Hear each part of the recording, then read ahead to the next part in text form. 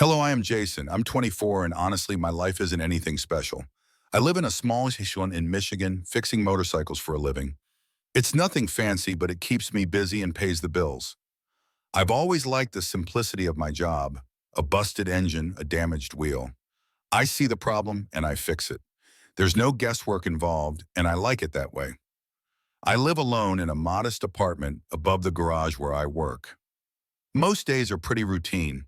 Wake up, make coffee, head downstairs to the workshop, and spend hours covered in grease and motor oil. After work, I usually grab dinner at the local diner or hang out with my friends at the pub. Nothing exciting, but I'm not complaining. But today wasn't like most days. It was around 4 in the afternoon, and I was just finishing a repair job on an old Harley.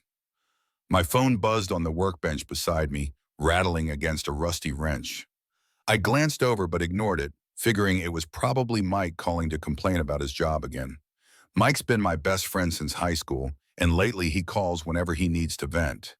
Then it rang again, this time louder, more insistent. Something felt off. I wiped my greasy hands on my jeans and picked it up. It wasn't Mike, it was Laura, Mike's mom. I hesitated, my finger hovering over the answer button. Laura rarely called me directly.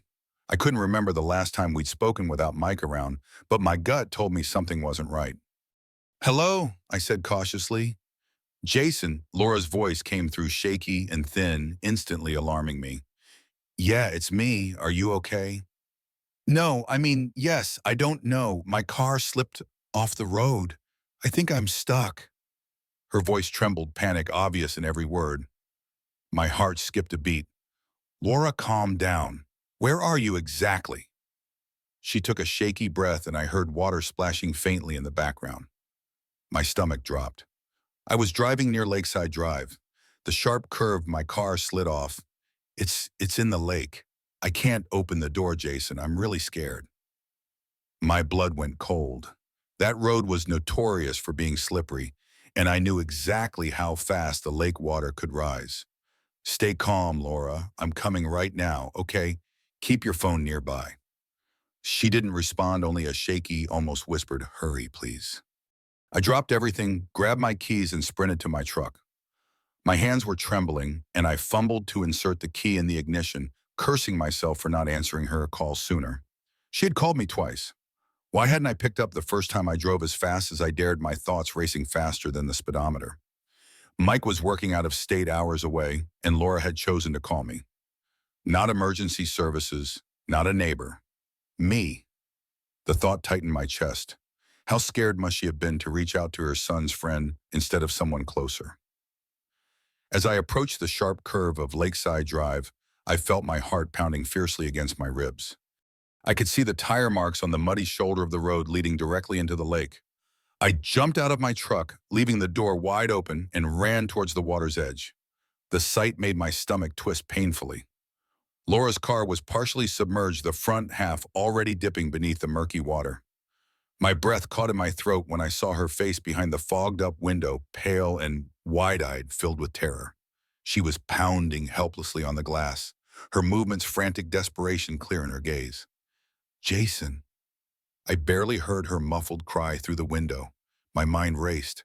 How long had she been stuck there? How much time did we have? I didn't waste another second. Without hesitation, I plunged into the cold, muddy water. The shock of the icy lake hit me immediately, but adrenaline took over, dulling the chill as I waded deeper. Reaching the car door, I grabbed the handle, pulling with all my strength. It didn't budge. "Jason, please, I can't get out," Laura cried, her voice muffled, but clear enough to send another wave of panic surging through me. "Hold on, I'm going to get you out," I shouted, trying to reassure her. Even as the water reached my chest, I took a deep breath, gripped the handle again, and pulled harder. Still nothing. The door was jammed, locked by the pressure of the water in the damaged frame. Laura's eyes met mine through the glass, wide and pleading. Her hands pressed against the window as though she was reaching for me. "I won't leave you, Laura," I shouted, desperate to keep her calm, desperate to believe my own words. She nodded quickly, her breath fogging up the glass. Tears slid down her moatis, mixing with the water, dripping from the ceiling of her car. My pulse thundered in my ears. I knew I had to think fast. Every second counted. Turning back towards the shore, I scanned frantically, spotting my toolbox still in the bed of my truck. Without a second thought, I pushed through the cold water muscles, sear, burning, and grabbed the heavy toolbox, carrying it back into the water as fast as I could. When I reached the car again, Laura's window had begun to submerge further. Her head was tilted up, gasping for the rapidly disappearing air pocket. I slammed the toolbox onto the roof of her car, praying I had something inside that could break the glass. Pulling out a heavy wrench, I motioned for Laura to move away from the window. "Cover your face," I shouted, holding my breath. I swung the wrench hard against the window, the impact reverberating painfully up my arm, but the glass held firm. My heart sank. The pressure of the water outside made the window feel like concrete. Laura looked back at me, her eyes wide with panic and pleading, as water slowly filled her car. "Hold on," I yelled again, desperation heavy in my voice. "I'm not giving up." I steadied myself and took another deep breath and swung the wrench again, even harder. This time my vision blurred by both water and fear. I had to get her out. There was no other choice. My heart hammered in my chest, the cold water numbing my limbs and blurring my thoughts. The wrench trembled in my hands as I struck the window, again harder this time, but it felt hopeless. The glass held strong, mocking my effort, and panic surged through me.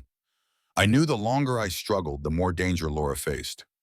Inside the car, Laura's movements grew increasingly frantic. Water had risen above her waist, soaking her clothes and pushing her toward hysteria. I could see her breathing rapidly, eyes wide with terror, mouth open, gasping for the shrinking pocket of air near the roof of the vehicle. "Laura, listen!" I shouted through the glass, trying to sound more composed than I felt. "I'm getting you out. Okay, breathe slowly. Just try to stay calm for me." She nodded quickly, but I could tell it was taking every ounce of her strength to hold herself together. Her body trembled visibly as she pressed her shaking hands against the window. The panic in her expression tore at me. This was the first time I'd seen her so vulnerable, so fragile, and it ignited a fierce determination inside me. I dropped the wrench onto the car roof, quickly pulling open the soaked toolbox again. Frantically, I searched through my tools. Screwdrivers, pliers, nothing seemed strong enough to break through. My fingers brushed against something heavy at the bottom of the box, a heavy tire iron. I gripped it tightly, my knuckles white with urgency. "Back up!" I yelled through the window, motioning for Laura to shield herself. She shifted away, pressing her body tightly against the opposite side of the car. Eyes squeezed shut as the water rose to her chest.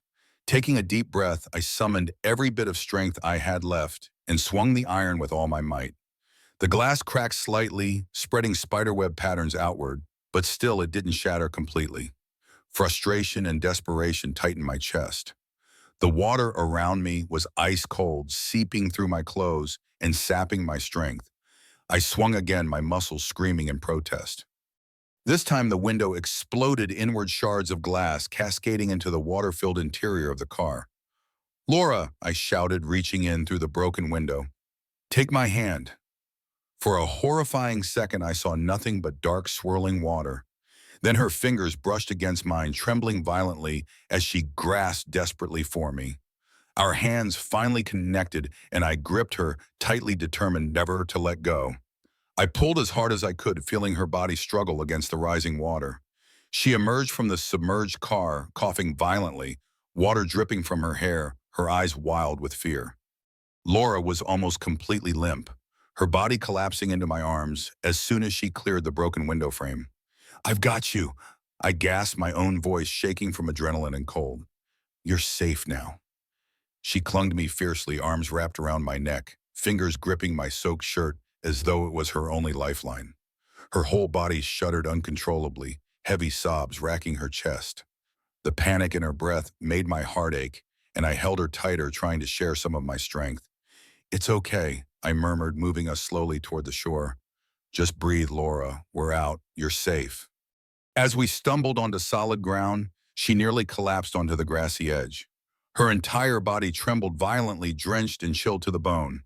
Kneeling beside her, I gently guided her down, helping her sit as safely and comfortably as possible. Her eyes stared blankly ahead, her breathing erratic and shallow. "Laura, look at me," I urged, gently gripping her shoulders firmly, trying to stabilize her trembling frame. "You're okay now. Just keep breathing slowly." She finally lifted her eyes, meeting mine directly for the first time since the rescue. Her gaze was filled with shock, gratitude, and a deep, unmistakable vulnerability. Tears streamed silently down her pale cheeks, mingling with the lake water. The intensity of that moment stunned me, holding me frozen in place.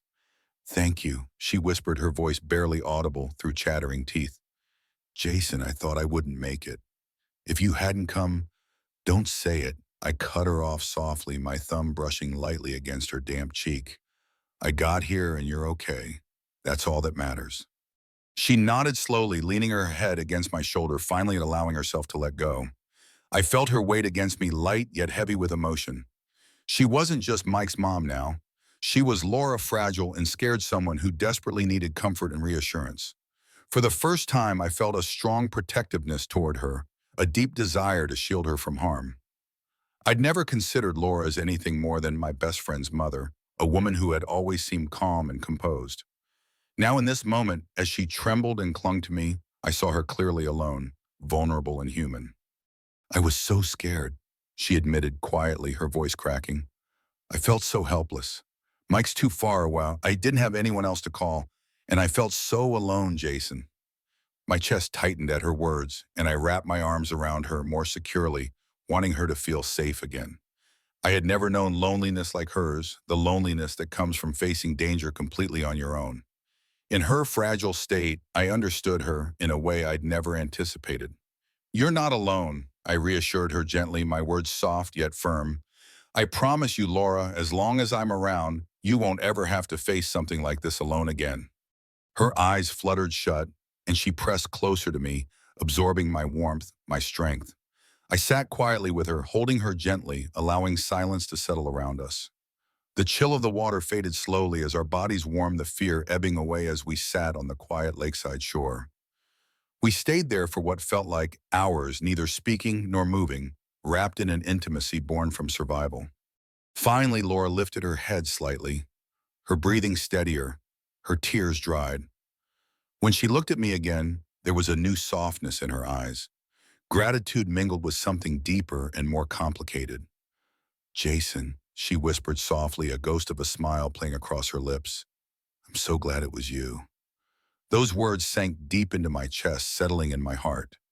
I held her gaze, feeling the quiet power of what we just experienced. Something between us had changed permanently. We both knew it, though neither of us said it aloud. And in that fragile silence, sitting together on the lakeshore, holding Laura close, I knew for certain that nothing would ever be the same between us again. After a long silence sitting there by the lakeside, I finally helped Laura to her feet. Her body still trembled slightly, the shock lingering in her movements, and I realized there was no way she could safely drive herself home, not in this state. "Come on," I said softly, my arm gently supporting her. "Let me take you back to my place. It's not far from here, and you can get warm and dry." Laura didn't argue. She just nodded slowly, her eyes distant, like she was still partly trapped underwater. Guiding her carefully, I led her to my truck, opening the door and helping her settle into the passenger seat. I quickly climbed into the driver's side, turning the heater up to full blast, hoping to chase away the chill that had settled deep within us both. The short drive to my apartment was silent, punctuated only by the hum of the engine and the occasional shiver from Laura beside me. I glanced at her from time to time, worried. She stared blankly out the window, hands clenched tightly in her lap, her knuckles white. I wanted desperately to comfort her, to reassure her again, but words escaped me now. Everything felt different after what had happened, fragile, uncertain. When we reached my apartment above the garage, I helped her climb the narrow stairs. Inside, I flicked on the lights and guided her to the couch. "Sit here," I said softly. "I'll get you some dry clothes and something warm to drink." She nodded mutely, sinking into the cushions, her shoulders slumped, exhaustion etched clearly across her face. I hurried to grab a dry sweatshirt and a pair of sweatpants, then heated up a mug of tea. When I returned, she was exactly as I'd left her, staring blankly at the floor. "Here," I offered quietly, handing her the clothes. "You can change into the bathroom. Take your time." Laura took the clothes without meeting my eyes and disappeared down the short hallway. I paced anxiously while I waited, my mind replaying the terrifying scene at the lake. I'd almost lost her today, a realization that shook me deeply in ways I couldn't fully comprehend. When she returned, dressed in my oversized sweatshirt and pants rolled at the cuffs, her hair damp and loose, my heart tightened at the sight. She looked vulnerable, delicate, a side of her I'd never seen in all the years I'd known Mike. She slowly settled back onto the couch, accepting the mug of tea, gratefully cupping it in both hands as if trying to absorb its warmth. Sitting beside her, careful to maintain some distance, I finally broke the silence. "How are you feeling?" I asked gently. Laura took a deep breath, exhaling slowly. "I don't really know. It still feels surreal. I keep thinking about how close." Her voice trailed off, catching in her throat. "You're safe now," I reminded her softly. "You did the right thing calling me." Her gaze lifted to mine, uncertain. "I didn't have anyone else," she whispered, vulnerability raw in her voice. "Mike's hours away, and there's no one else here anymore. I just felt so alone out there." I shifted closer, compelled by her honesty. "Laura, you're not alone," I insisted, my voice gentle but firm. "You've never been alone, not really. Mike might be away, but I've always been here, and I always will be." She looked at me, a flicker of surprise crossing her face. "What do you mean?" I hesitated briefly, then decided to tell her the truth. "You probably never noticed, but I've always tried to be there when you needed someone. Even little things, fixing your broken mailbox last winter, or shoveling snow from your driveway when you had the flu. I didn't want to make it weird or anything. I just saw how much you did alone, and I wanted to help. You deserve more than to feel forgotten." Laura stared at me, her blue eyes wide and glistening with tears. Slowly, the realization dawned across her face. "That was you. I thought it was a neighbor." I shrugged, slightly embarrassed. "I didn't think it mattered who it was. I just didn't want you to struggle alone." Suddenly, Laura's composure crumbled entirely. Tears spilled down her cheeks, unchecked and silent. Her body shook gently, the emotional wall she'd clearly maintained for so long finally breaking down completely. Instinctively, I reached out my hand, gently taking hers. "Hey, it's okay," I whispered, my thumb rubbing reassuring circles over the back of her trembling hand. "I didn't mean to upset you." She shook her head, voice thick with emotion.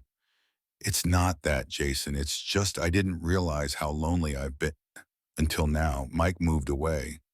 My husband left years ago, and since then, I've just been pretending I'm fine, pretending I can handle everything alone. But today out there trapped, I realize how much I've been fooling myself. My chest tightened, hearing her pain laid bare so honestly. I squeezed her hand gently. "You don't have to pretend anymore, Laura. I'm here. Whatever you need, whenever you need it, I promise I'll be here." She met my eyes again, tears still streaming freely. A fragile, grateful smile appeared, lighting her face even through her sorrow. "You don't know how much that means to me." Her fingers tightened gently around mine, the warmth of her hands surprising yet comforting.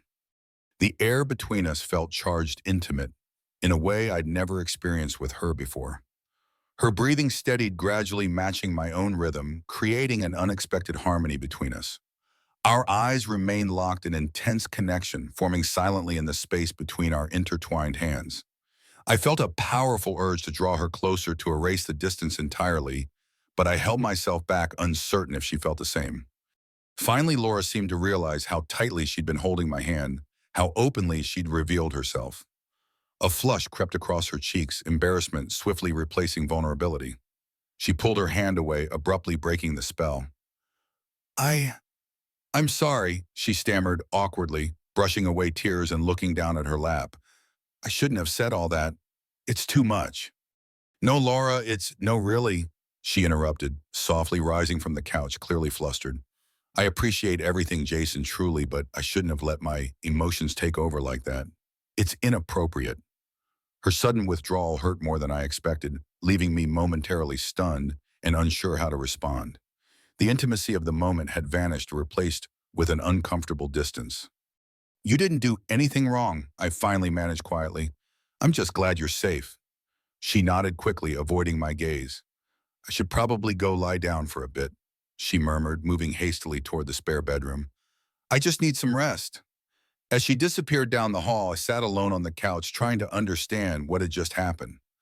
My heart ached with confusion and uncertainty, yet underneath it all lingered the unmistakable realization of something entirely new, a connection tender and unexpected that neither of us had anticipated. I sat quietly listening to the distant sounds of her footsteps retreating, knowing that from this point forward, everything between us had irreversibly changed. It was several days after the accident when I finally made my way over to Laura's house to help inspect the damage to her car. The vehicle had been towed back to her driveway, a stark reminder of the frightening moment we both endured at the lake. I wasn't sure what to expect, but as I approached her door, my heart was racing in a way it never had before. Laura opened the door and offered me a gentle smile, looking far better than the last time I had seen her. Her eyes seemed clearer and the color had returned to her cheeks, but beneath the surface I still sensed vulnerability. "Hey, Jason," she greeted softly, stepping aside to let me in. "Thanks for coming by. I wasn't sure I could face looking at that car alone." "No problem," I assured her warmly, stepping inside. "I wanted to make sure you're doing okay." She nodded, gesturing toward the kitchen. "I'm all right. Can I make you some tea? It's the least I can do." "That would be nice," I replied, following her into the familiar warmth of her kitchen. Sunlight streamed through the curtains, casting a golden glow across the cozy space. It felt oddly comforting, like stepping back into simpler times, though we both knew that something had irreversibly shifted between us. As Laura busied herself preparing tea, I looked out the window at her damaged car sitting quietly in the driveway. The front end was battered, the frame dented from the crash, the window had shattered, now covered in plastic. My chest tightened at the sight of memories of that day rushing back. Laura must have noticed my reaction. "Still can't believe I got out of that," she murmured, placing two steaming mugs of tea on the table. "I owe you more than I could ever repay." "You don't owe me anything, Laura," I replied sincerely. "I'm just grateful you're safe. Seeing you trapped like that, it scared me." She took a seat across from me, blowing gently on her tea before speaking again. "I think that day opened my eyes. It reminded me how fragile everything is, how quickly things can change." I nodded slowly, understanding exactly what she meant. It did the same for me. Laura took a deep breath, looking thoughtfully into her cup. "You know, after my divorce, I convinced myself I could handle everything alone. I became good at it, being strong for Mike, working extra hours to keep things normal. But the truth is, Jason, it's been exhausting. And lately, with Mike so far away, I've felt more alone than ever." Her voice was quiet, vulnerable, and it tugged painfully at my heart. "You don't have to do it all alone, Laura," I said. "You never did." She glanced up at me, her eyes shining softly. "I never realized how much you've done for me over the years. I feel guilty thinking about how many times you must have helped me without my even noticing." "I didn't do it to be noticed," I said gently, meeting her gaze directly. "I did it because, well, I've always admired you, Laura. Your strength, your kindness, how you held everything together for Mike, even when things fell apart. I guess I've always cared about you more than I let myself admit." Laura's eyes widened slightly, surprise flickering in their depths. Her fingers tightened around the cup as if steadying herself. "Jason, I had no idea you felt that way." I offered a faint self-conscious smile. "How could you? I never said anything. It felt too complicated, too risky. You were Mike's mom, off limits. So I kept my distance, just trying to help quietly from the sidelines." Laura was silent for a moment, clearly processing what I just confessed. The air between us grew heavy, charged with unspoken possibilities and fears. "You've been here all along," she whispered, finally a hint of regret coloring her words. "I don't know why I never really saw you before." "Maybe we just weren't ready to see it," I suggested softly. "But I think after what happened at the lake, something changed." Laura nodded slowly, setting her mug down carefully. Her eyes met mine again, holding a silent conversation that words could never fully capture. The quiet stretch between us filled with a growing awareness of how deeply our lives had become intertwined. It felt both thrilling and terrifying, standing on the edge of something uncertain. She finally broke the silence, voice hesitant. "Jason, I have to be honest. This connection we've discovered, it scares me a little." I reached instinctively across the table, gently placing my hand over hers. "It scares me too, but maybe that's okay." Laura's eyes glistened, emotion welling to the surface again. She hesitated briefly before continuing, her voice trembling slightly. After my husband left, I swore I'd never rely on someone else again. Not emotionally, not like that. And yet these past few days, I've found myself leaning on you. Maybe too much. I squeezed her hand reassuringly. You're allowed to lean on someone, Laura. It doesn't make you weak. It just means you're human. She blinked back, tears clearly conflicted. That's what worries me, Jason. I've spent so many years building walls, convincing myself I didn't need anyone else. Now here you are breaking through those walls, and it's overwhelming. I'm afraid I'm becoming dependent on you, that maybe I'm letting myself feel too much. My chest tightened at her words, at the fear and confusion etched deeply in her face. I desperately wanted to reassure her, to promise I'd never let her down, but I understood her fear too well. Laura, I began carefully. What happened between us at the lake and since then has been intense for both of us. I get that, and maybe it is complicated. You're my best friend's mother, and I never planned for this to happen. But right now, all I want is for you to feel safe and supported. Everything else, we can figure it out together slowly. Laura stared at our intertwined hands, clearly torn. Then with a quiet sigh, she gently withdrew her hand from mine, wrapping her fingers around her mug again. Jason, as much as I appreciate everything you've done, I think it might be best if we step back for a while. I need some distance to clear my head and make sure I'm not losing myself again. I felt a sudden stab of hurt, even though I understood. I respect that, Laura. I just don't want you to feel alone anymore. She gave me a sad, gentle smile, eyes glistening softly. You've already done more for me than anyone else, but this feels like a line we might regret crossing, and I don't want us to damage what we have. I nodded slowly, accepting her words even as my heart protested against them. All right, I whispered. Whatever you need. Laura looked away, blinking rapidly to hold back tears. Thank you, Jason, for everything. We sat quietly for another moment, the room heavy with unspoken feelings. Finally, I stood up, knowing I needed to leave before I complicated things further. I'll be here if you ever need anything, I reminded her softly, heading toward the door. I know, she murmured behind me, her voice barely audible. As I stepped outside, I felt the cool breeze brush against my face, a stark contrast to the warmth I was leaving behind. I knew Laura was right to be cautious, to ask for distance, but the ache inside me was impossible to ignore. Walking away, I realized that the door we'd opened to the past had also revealed something far deeper and more complex than either of us expected. Now, with distance placed carefully between us, I wondered if that door would remain open or if it had already begun to close again. Days turned into weeks, and the quiet space Laura had asked for lingered heavily between us. I respected her decision and kept my distance, but it was harder than I imagined. Every time I passed by her house, saw her car still parked with the damage, as yet unrepaired, a deep ache settled in my chest. I tried to busy myself with work, burying my feelings in the hum of engines and the clang of metal, but Laura was never far from my thoughts. Then one evening, my phone buzzed on the coffee table. The screen lit up and my heart skipped when I saw her name. My fingers hesitated briefly, uncertain if I should pick up, but the urge to hear her voice quickly overcame my doubts. Hello, Jason. Laura's voice trembled slightly, softer than usual. I'm sorry to call you so suddenly, but she paused, taking a shaky breath. I'm not doing so well tonight. I don't know who else to talk to. I'm here, I said without hesitation. What's wrong? She exhaled deeply, her words quiet, almost apologetic. I thought distance would help me clear my head, but it's only made me feel more isolated. I can't be alone right now. I didn't hesitate. I'll be right there. I grabbed my jacket keys and drove quickly through the darkened streets, my heart racing with concern. The lights in Laura's home were dim when I arrived, and as I knocked on the door, I felt a surge of anxiety. Laura opened the door slowly, looking pale, and drained her eyes red from crying. Come in, she whispered, stepping back to let me inside. We settled into the familiar comfort of her living room, though tonight it felt different, heavy with tension, uncertainty, and raw emotion.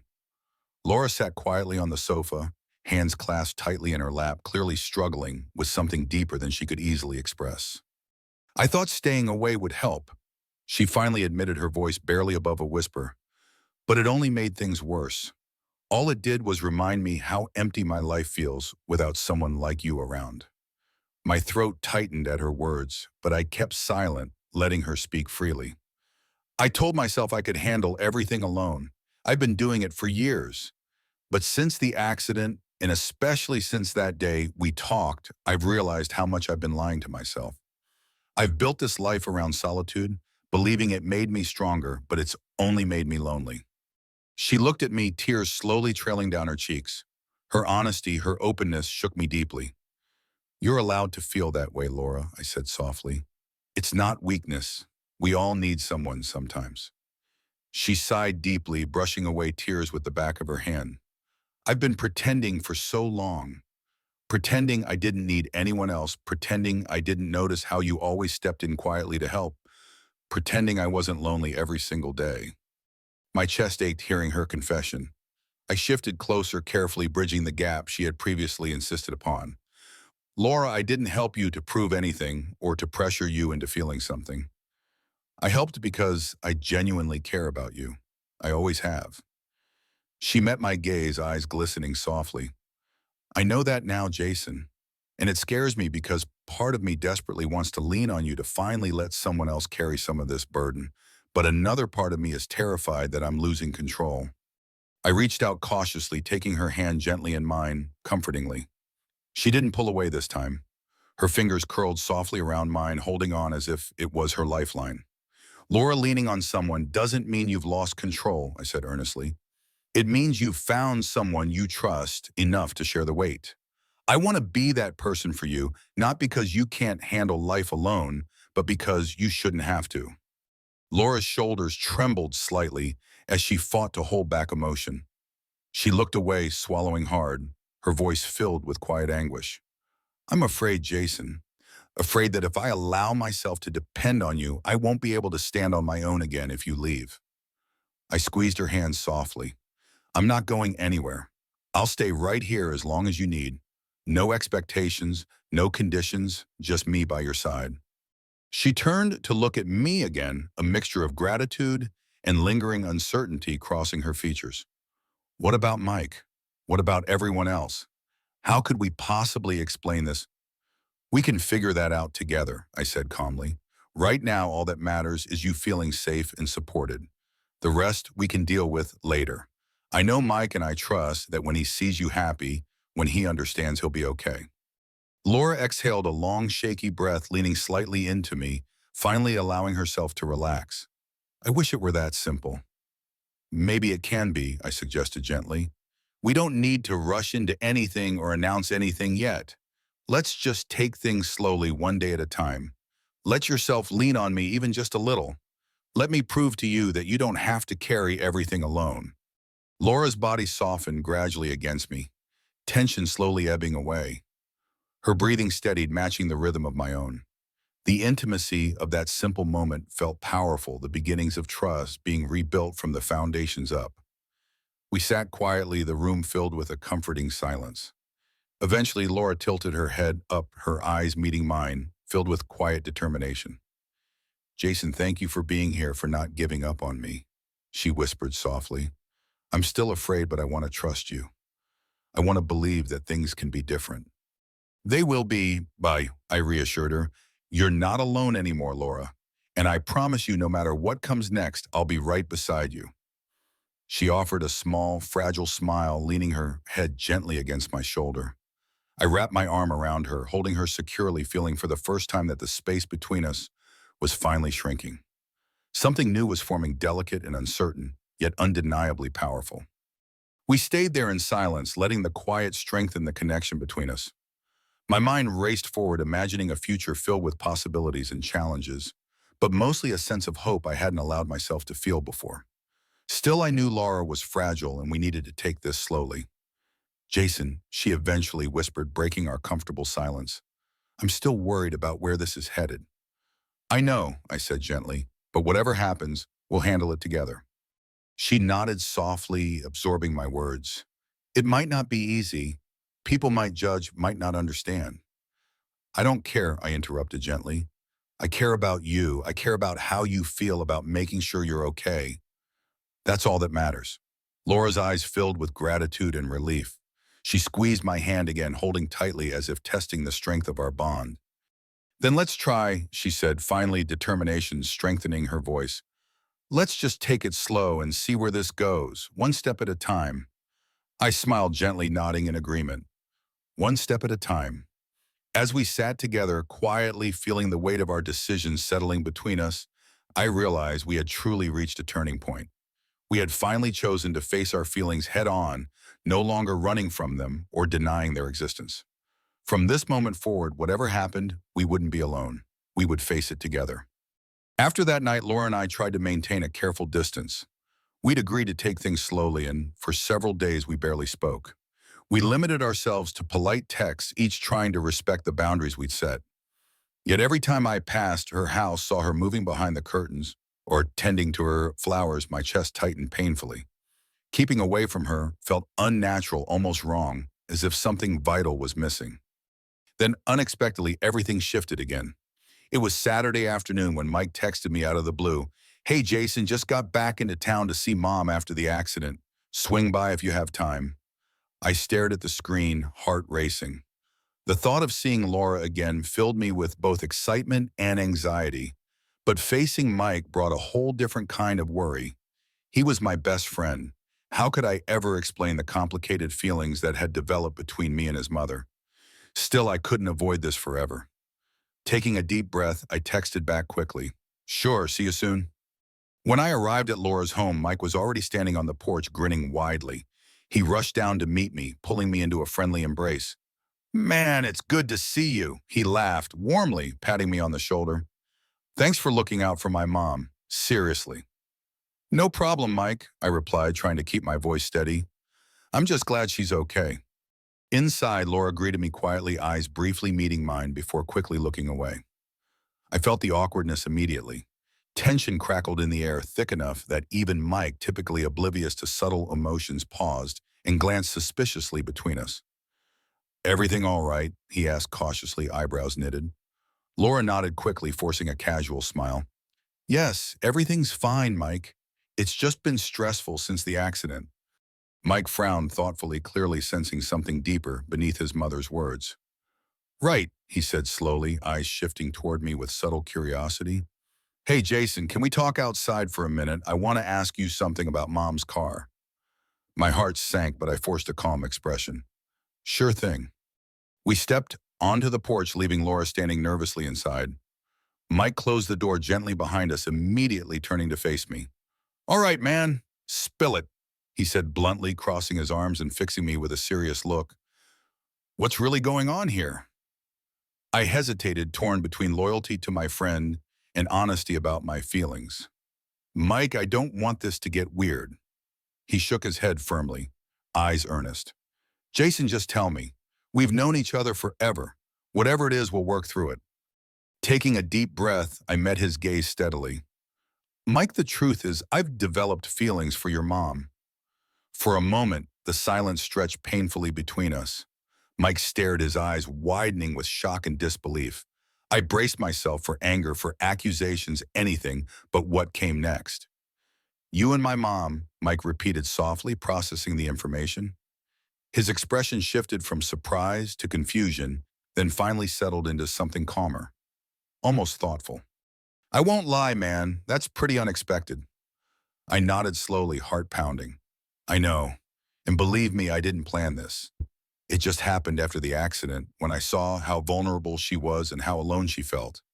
I realized my feelings for her went deeper than just friendship. Mike exhaled slowly, visibly, wrestling with his emotions. Wow, this isn't exactly easy for me to wrap my head around. I get that, I said quietly. If you're upset, I understand. I never wanted to complicate things between us. He looked at me seriously, measuring each word carefully. Look, Jason, I'm definitely shocked, but honestly, I know how hard it's been for my mom. After Dad left, she hasn't really opened herself up to anyone. Seeing her lonely has always worried me, and knowing you how decent and genuine you have always been, maybe this isn't such a bad thing. Surprise flickered through me, relief and gratitude quickly following. You're not angry? Mike shook his head slowly. I don't think so. Maybe I should be, but all I care about is my mom's happiness. If you can make her happy, who am I to get in the way? You're the only person I'd ever trust with something like this. My chest loosened, tension finally beginning to ease. Thanks, Mike. I promise nothing's happened yet. We've barely admitted our feelings. We both knew how complicated this would be. Mike nodded thoughtfully, looking back toward the house. It's definitely complicated, but maybe it doesn't have to be impossible. Just take care of her, all right? She deserves someone good, someone she can really trust. I will, I said solemnly. You have my word. Mike smiled faintly, clapping a hand on my shoulder again. Then we'll be fine, Jason. I trust you. As we walked back inside, I felt lighter, though nervousness still churned within me. Laura looked up anxiously when we returned, clearly uncertain what had transpired outside. Mike broke the tension first. Mom, I'm going to run out for a bit. I forgot to pick up something from town.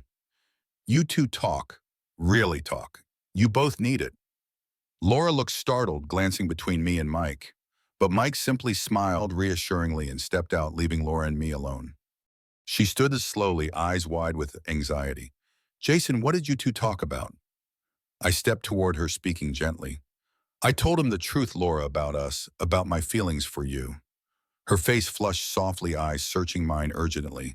And Mike understands. I reassured her softly. He wants you to be happy. He trusts me. He gave us his blessing if that's what we decide to do. Laura exhaled a shaky breath, relief washing over her face, softening her anxious expression.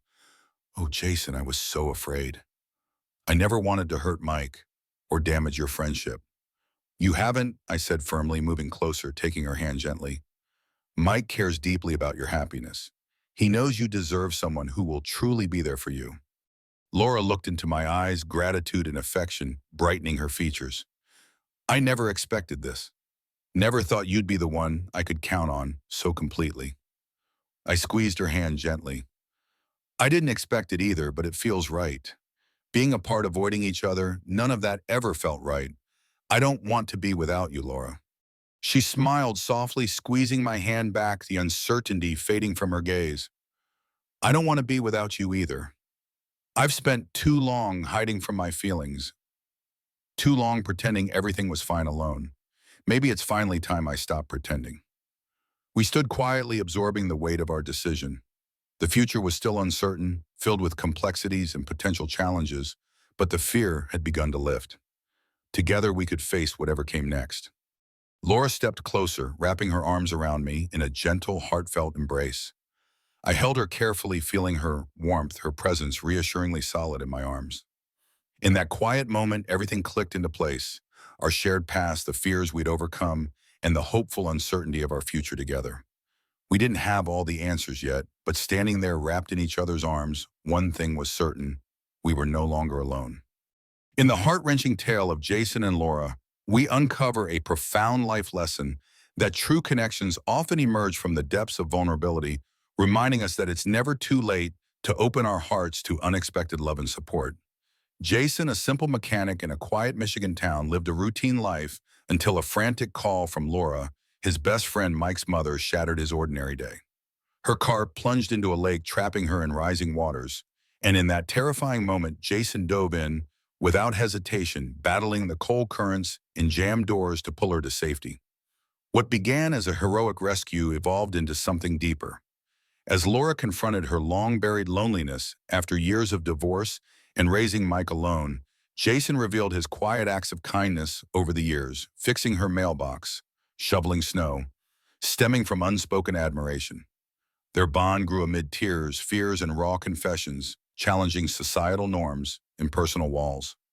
Even Mike, upon learning of their feelings, chose understanding over anger, prioritizing his mother's happiness.